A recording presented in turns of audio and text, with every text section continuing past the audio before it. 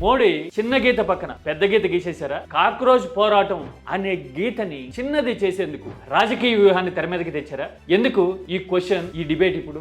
Recent గా గత కొన్నేళ్లలో తీవ్రమైన సవాళ్లు, పోరాటాలు, ప్రతిఘటన ఎదురైనప్పుడు మోడీ ప్రభుత్వం ఎలాంటి అడుగేసింది అని తెలిస్తే ఇదిగో ఇక్కడ 3 ఫ్రేమ్లు కనబడుతున్నాయి కదా. ఒకటి కాక్రోచ్, రెండోది రైతుల పోరాటం, మూడోది మహిళా రెజ్లర్ల ఆందోళన. ఈ 3 విషయాల్లోనూ ఉన్న పోలికని ఒక్కసారి స్టడీ చేస్తే చాలా విషయాలు మనకు అర్థమవుతాయి. ఇది రాజకీయ కోణం. మరి జెన్జీ పోరాటం నెక్స్ట్ ఏ టర్న్ తీసుకునే అవకాశం ఉంటుంది? లీకేజీలు ఫిక్స్ చేసేందుకు ఫాస్ట్ ట్రాక్ కోర్టు ఏర్పాటు చేస్తే సమస్యకి పరిష్కారం దొరుకుతుందా? అసలు ఇప్పుడు దేశంలో యువత, మరీ ముఖ్యంగా ఈ జెన్జీ ఎలాంటి సిచ్యువేషన్ ఫేస్ చేస్తున్నారో తెలుసా మనకి? అసలు డిగ్రీ గానీ, ఇంజనీరింగ్ గానీ చదివిన వాళ్ళలో ఎంతమందికి ఉద్యోగాలు వచ్చే పరిస్థితి, ఉపాధి దొరికే పరిస్థితి ఉందో అర్థమైందా మనకి? లేబర్ ఫోర్స్ రిపోర్ట్ చూస్తే గనక ఫ్యూచర్ కాన్సిక్వెన్సెస్, భవిష్యత్ పరిణామాలు ఎలా ఉండొచ్చు అనే విషయం మనకు అర్థమవుతుంది. అంటే ఒకటి రాజకీయం, రెండోది యువత, జెన్జీ ఎలాంటి కాన్సిక్వెన్సెస్, సిచ్యువేషన్స్ ఫేస్ చేస్తున్నారు అనేది. ఈ 2 విషయాల్ని మనం డీటెయిల్డ్ గా డేటా ఆధారంగా డిబేట్ చేద్దాం. సబ్జెక్ట్ మీద ఆసక్తి ఉన్న వాళ్ళు, పిల్లల గల తల్లిదండ్రులు, కాస్తో కూస్తో అవగాహన ఉన్నవాళ్ళు మాత్రమే ఈ స్టోరీ చూడండి. దేశం ప్రమాదంలో ఉంది లాంటి ఊకదంపుడు సొల్లు కామెంట్లు పెట్టాలనుకుంటే మాత్రం ఈ స్టోరీ అవాయిడ్ చేయండి. మీ భజన వేరే చోట చేసుకోండి అన్నట్టు. ఇంకో మాట చెప్తున్నా, ఇదంతా మాట్లాడుకున్న తర్వాత నేను ఒక రీసెంట్ సినిమా కోట్ చేస్తా. ఎందుకంటే అసలు పరిస్థితి మారాలి అంటే అసలు మార్పు ఎక్కడ మొదలవ్వాలి అనేది ఆ సినిమాలో డిస్కస్ చేశారు. తెలుగుదే. అదేంటో చూస్తే మీకు ఇంకొన్ని విషయాలు కళ్ళ ముందుకు వచ్చే అవకాశం ఉంటుంది.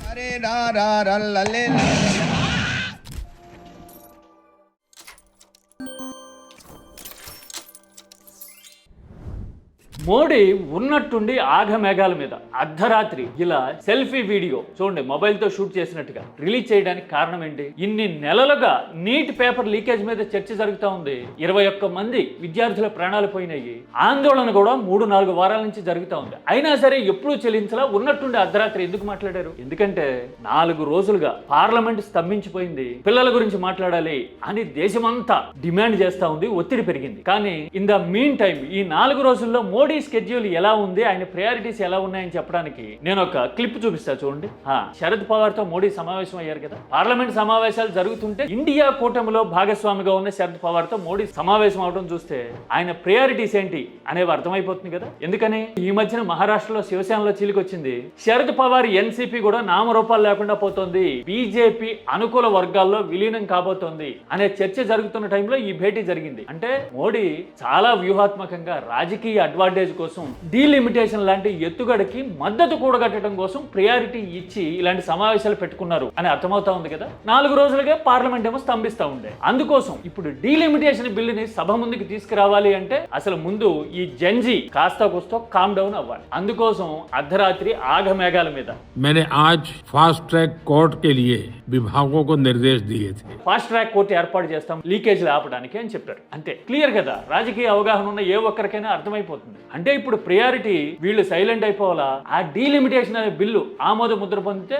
విపక్షాల కకావికలం అవుతాయి, అడ్వాంటేజ్ మళ్ళీ బీజేపీకి వస్తుంది అనే వ్యూహ రచన కదా. అంటే ఇప్పుడు లీకేజీలు ఆపితే యువత సమస్యకి పరిష్కారం దొరికే అవకాశం ఉంటుందా? इनकॉम्पिटेंट मिनिस्टर इन करोड़ों स्टूडेंट से ज्यादा इम्पोर्टेंट है, तो याद रखना चुनाव में आपको उनमें से कोई भी वोट नहीं करेगा. कॉकरोच जनता पार्टी का जो प्रोटेस्ट है जंतर मंतर पर, वो वैसे ही चलता रहेगा जब तक धर्मेंद्र प्रधान इस्तीफा नहीं देते. అసలు యువత సిచ్యువేషన్ ఏంటో చూసే ముందు ఆందోళనల విషయంలో మోడీ ఎలా హ్యాండిల్ చేశారు అనేది ఒకసారి తిరిగేద్దాం. ఇప్పుడు ఫాస్ట్ ట్రాక్ కోర్ట్ అని చెప్పారు. ఇంతకు ముందు మోడీ ప్రభుత్వం 3 చట్టాలు తెస్తే రైతులు వాటికి వ్యతిరేకంగా పోరాటం చేయడం చూసాం కదా. అప్పుడు కూడా అంతే. ఇప్పుడైతే 3 వారాలు అంతకంటే ఎక్కువ టైం తీసుకున్నారు కదా. అప్పుడు ఏకంగా సంవత్సరం పాటు రైతులు ఆందోళన చేసినా కూడా, ఢిల్లీ వీధుల్లో ఇలా కూర్చున్నా కూడా పట్టించుకోలే. పైగా వాళ్ళ మీద లాఠీ చార్జ్ చేసిన సందర్భాలు చాలా ఉన్నాయి. ఆఖరికి ఏడాది తర్వాత ఆ చట్టాలు ఉపసంహరించుకుంటున్నాం అని కంటి తుడుపుగా ప్రకటన చేసి రైతు అనుకూల ప్రభుత్వం మాది అన్నారు. మరి ఉపసంహరించుకోవడానికి సంవత్సరం ఎందుకు పట్టిందో తెలియదు. ఇక ఆ తర్వాత మరో పరిణామం జరిగింది. ఆ రైతు చట్టాల పోరాటం తర్వాత మహిళా రెజ్లర్ల మీద వేధింపులు జరుగుతున్నాయి అని చెప్పి రెజ్లింగ్ అసోసియేషన్ వ్యతిరేకంగా, ఆ బాడీకి హెడ్ గా ఉన్న బీజేపీ ఎంపీ బ్రిజ్ భూషణ్ కి వ్యతిరేకంగా ఇలా ఈ దేశపు ఆడబిడ్డలు, మహిళా రెజ్లర్లు రోజుల తరబడి ఆందోళన చేశారు. వాళ్ళ మీద కూడా లాఠీ చార్జీలు జరిగినాయి. ఇలా ఈడ్చుకుపోయిన దృశ్యాలని దేశం చూసింది కదా. అప్పుడు కూడా అంతే, విచారణకు ఆదేశిస్తాం, న్యాయం చేస్తామన్నారు.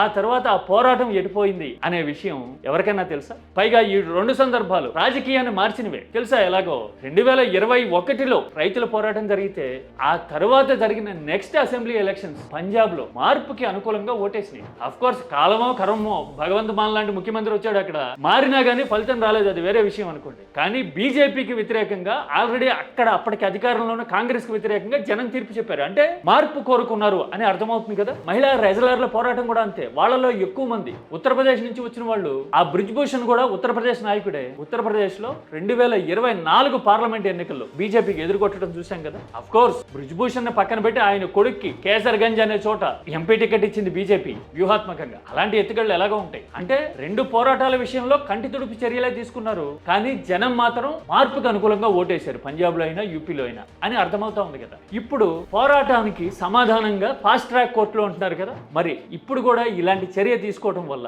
సమాధాన పడే అవకాశం ఉందా జంజీ? అసలు జంజీ సమస్య ఏంటి? కేవలం నీటి పేపర్ లీకేజా? ఈ దేశ జనాభాలో 70% యువత అంటున్నాము. అందులో దాదాపు 35 నుంచి 40 కోట్ల మంది జంజీ, అంటే 30 ఏళ్ల లోపు వాళ్ళు అని మాట్లాడుకుంటూ ఉన్నాం కదా. మరి ఆ జంజీ పరిస్థితి ఎలా ఉందో తెలుసా? లేబర్ ఫోర్స్ రిపోర్ట్ ఏం చెప్పిందో చూపిస్తున్నా చూడండి. కీలకమైన అంశాలు మాత్రమే టచ్ చేస్తాయి ఇక్కడ. Low formal wage absorption, only 14.8% of young Gen Z male and 4.7% of Gen Z female are employed as regular wage earners అని చెప్తున్నారు చూసారా. జెన్జీలోట 14% పైగా మగపిల్లలు, 4% పైగా ఆడబిడ్డలు మాత్రమే రెగ్యులర్ గా అన్ని రక్షణలు, సోషల్ సెక్యూరిటీ ఉన్న జీతాలు తీసుకునే ఉద్యోగాలు చేస్తున్నారట. అంటే 100 మంది కుర్రాళ్లలో 14-15 మంది జంజీలకు మాత్రమే కాస్త చెప్పుకోదగ్గ ఉద్యోగాలు వస్తున్నాయట.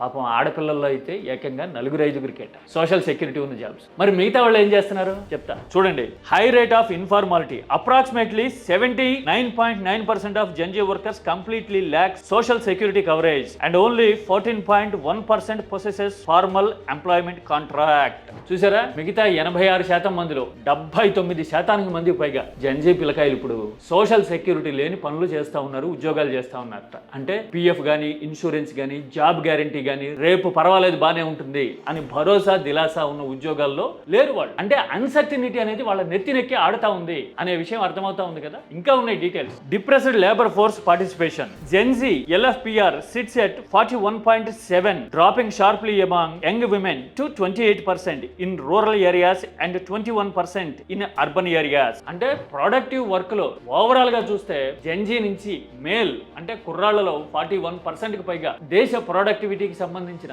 వివిధ యాక్టివిటీస్ లో ఉన్నారట. అదే ఆడపిల్లలు అయితే గనక అందాజుగా 20-21% మాత్రమే దేశ ప్రొడక్టివిటీ రిలేటెడ్ యాక్టివిటీస్ లో పార్టిసిపేట్ చేస్తున్నారట. అంటే చూడండి, మగపిల్లలు అయితే 60%, ఆడబిడ్డలు అయితే 80% మంది ఇప్పుడు ఐడిల్ గా ఏం చేయాలో తోచని పరిస్థితిలో పడ్డారు అనే విషయం అర్థమైపోతుంది కదా. ఇక ఉన్నాయి డీటెయిల్స్ ఇంకా చూడండి. Education to work miss match, the higher education system ప్రయారిటైజెస్ academic degrees over practical skills required by modern industries leading to credential inflation without job readiness అని చెప్తున్నారు చూసారా. దేశంలో ఎడ్యుకేషన్ సిస్టమ్ డిగ్రీలు ఇచ్చి పంపించేయడానికి ప్రిఫరెన్స్ ఇస్తా ఉంది, కానీ ప్రాపర్ గా వాళ్ళని వర్క్ రెడీగా తయారు చేయడానికి, అంటే మీకు ఉద్యోగాలు వస్తాయి సాఫ్ట్వేర్ లో అయినా మరో చోటైనా అని స్కిల్డ్ గా తయారు చేసి మార్కెట్ లోకి పంపడానికి అనుకూలమైన ఎడ్యుకేషన్ సిస్టమ్ లేదట. అంటే ఇది ఓవరాల్ గా ఎడ్యుకేషన్ సిస్టమ్ ఫెయిల్యూర్ అని అర్థమవుతా ఉంది కదా. రిపోర్ట్ చెప్పేదేముంది, చాలా మంది తల్లిదండ్రులకి తెలుసు పిల్లలకి మార్కెట్ లోకి వచ్చిన తర్వాత, బయటకు వచ్చిన తర్వాత వాళ్ళ డిగ్రీకి బయట రిక్వైర్మెంట్ కి ఎంత గ్యాప్ ఉంది అనే విషయం ఆలోచిస్తే ఇంటర్వ్యూలు ఫేస్ చేస్తా ఉంటే తెలిసిపోతుంది కదా. ఇది అసలు ప్లేట్, ఇది అసలు సమస్య, ఇది దేశంలో జెన్జీలో డిప్రెషన్ కి అసలు కారణం కదా. ఆ తర్వాత disrupting jobs through automation and AI, the rapid integration of artificial intelligence and automated process is changing every level roles అని చెప్తా ఉన్నారు చూసారా. అంటే పరిస్థితులు ఇలా ఉంటే ఇప్పుడు ఆటోమేషన్ వచ్చి ఏఐ వచ్చిన తర్వాత కనా కష్టం అయిపోతా ఉంది యువతకి భవిష్యత్తు అని చెప్తూ ఉన్నారు కదా. మరి ఈ ఇష్యూస్ ని అడ్రస్ ఎవరు చేస్తారు? అసలు కరికులం మీద దృష్టి పెట్టడం కానీ ఎడ్యుకేషన్ సిస్టమ్ ని ఒక ప్రాపర్ అప్రోచ్ లోకి ప్రపంచవ్యాప్తంగా మారుతున్న టెక్నాలజికల్ ఆస్పెక్ట్స్ తో మ్యాచ్ అయ్యేలాగా మార్చేది ఎవరు? ఈ విషయాల మీద దృష్టి పెట్టకపోవడం కదా అసలు సమస్య. 60% మందికి పైగా ఇప్పుడు గోళ్లు కొరుక్కుంటూ ఉండాల్సిన పరిస్థితి, ఏం జరుగుతుందో తెలియని పరిస్థితి. అంటే మరి పేపర్ లీకేజ్ ని ఆపుతాము అని చెప్పినంత మాత్రాన జంజీకి సమాధానం దొరుకుతుందా? రాహుల్ గాంధీ పదే ఇలాంటి డేటా కోట్ చేస్తూ ఉంటారు. ఒకసారి చూపిస్తా శాంపిల్. हिंदुस्तान में 100 इंजीनियर्स में से आज 80 इंजीनियर्स बेरोजगार हैं। చూశారు కదా, ఇంజనీరింగ్ చేసిన వాళ్ళ 80% మందికి ఉద్యోగాలు లేవంటున్నారు. గుండె గుబేల్ అనే విషయం కదా. చూడండి ఇంకా చెప్తాడు ఆయన. शिक्षा के बाद आपको रोजगार मिलेगा नहीं मिलेगा। యూత్ కి వాళ్ళ డిగ్రీలకి బయట మార్కెట్ కి పొంతన లేని పరిస్థితి, ఎడ్యుకేషన్ సిస్టమ్ ఫెయిల్ అయింది అంటున్నారు కదా. మరి ఈ విషయాల గురించి ఎందుకు చర్చ జరగట్లా? జనాభాలో 40% పైగా జంజీ ఉన్నప్పుడు, 40 కోట్ల మంది ఉన్నప్పుడు వాళ్ళ మీద ఎందుకు చర్చ జరగట్లా? ఎందుకు జరగట్లేదు అంటే మొదట్లో చెప్పా కదా, చిన్న గీత పక్కన పెద్ద గీత అని. వీళ్ళని ఏదో రకంగా కామ్ డౌన్ చేసి రాజకీయాన్ని నెగ్గించుకురాగలిగితే, డీలిమిటేషన్ లాంటి ఎత్తుగడల్ని తీసుకురాగలిగితే గనుక నెగ్గుకు రావచ్చు, అధికారాన్ని నిలబెట్టుకోవచ్చు అనే ఆలోచన. అందుకోసమే కంటి తుడుపుగా 3-4 వారాల తర్వాత వాంగ్చుక్కి ఇదిగో ఇలా ఈ కప్పు అందించినంత ఈజీగా మోడీ ఫాస్ట్ ట్రాక్ కోర్టులు పెడతాం అని చెప్తూ ఉన్నారు. అసలు అద్భుతమైన రియాక్షన్ ఇది అని మోడీ అనుకూల మీడియా గానీ, అనుకూల రాజకీయ వాదన చేయాలి అనుకునే వాళ్ళు గానీ మాట్లాడుతున్నారు కదా. ఇప్పుడు బిడ్డలున్న తల్లిదండ్రులు ఉద్యోగాలు కావాలి, ఉపాధి కావాలి, ఈ దేశ రాత మార్చేది యువతే అనుకునే వాళ్ళు మాత్రమే ఈ విషయంలో రియాక్ట్ అవ్వండి. అలా కాకుండా అసలు దేశం ఎంత ప్రమాదంలో ఉందో తెలుసా అనే సొల్లు కామెంట్లు పెట్టి టైం వేస్ట్ చేసుకోకండి నా దగ్గర. ఎందుకని 3 టర్ములు పరిపాలించిన తర్వాత కూడా దేశం ప్రమాదంలో ఉంది అని వాదిస్తున్నారు కొంతమంది. అంటే నాలుగా అధికారంలో ఉన్న 3 టర్ములుగా అధికారంలో ఉన్న నాయకత్వం బలహీనమైంది అని మీరే చెప్తున్నట్టు. కాస్త బుర్రవాడి మీ లాజిక్ ని చెక్ చేసుకోండి. ఫాల్ట్ ఎక్కడ ఉన్నట్టు? లాజిక్ ఈజ్ వెరీ క్లియర్ కదా. ఇక ఆ తర్వాత నేను ఒక సినిమా గురించి చెప్తానన్నా కదా, వెరీ రీసెంట్ కాదు కానీ ముకుంద అని శ్రీకాంత్ అడ్డాల ఒక సినిమా తీశారు. అందులో రాజకీయం మారాలంటే యువత ఆలోచన మారాలి ముందు అనే సెన్సిబుల్ టాపిక్ ని భలే ఇన్నోవేటివ్ గా, ప్రాక్టికల్ గా ఆయన చెప్పడానికి ట్రై చేశాడు. చూసిన వాళ్ళకి చాలా మందికి తెలిసి ఉంటుంది, రాజకీయం మారితేనే యువత భవిష్యత్తు మారుతుంది, వాళ్ళ భవిష్యత్తు మారితేనే దేశం మారుతుంది కదా. ఆ విషయాన్ని చాలా layer by layer sensible dialogues తో, ఎక్కడ అంగు ఆర్భాటం లేకుండా, ఇంప్రాక్టికాలిటీ లేకుండా ఆయన చాలా పాజిటివ్ గా నేరేట్ చేశాడు ఆ సినిమాలో. క్లైమాక్స్ లో ఒక సీన్ ఉంటుంది, 100% యువకులే ఉన్నారు, మనది యువ భారతదేశం.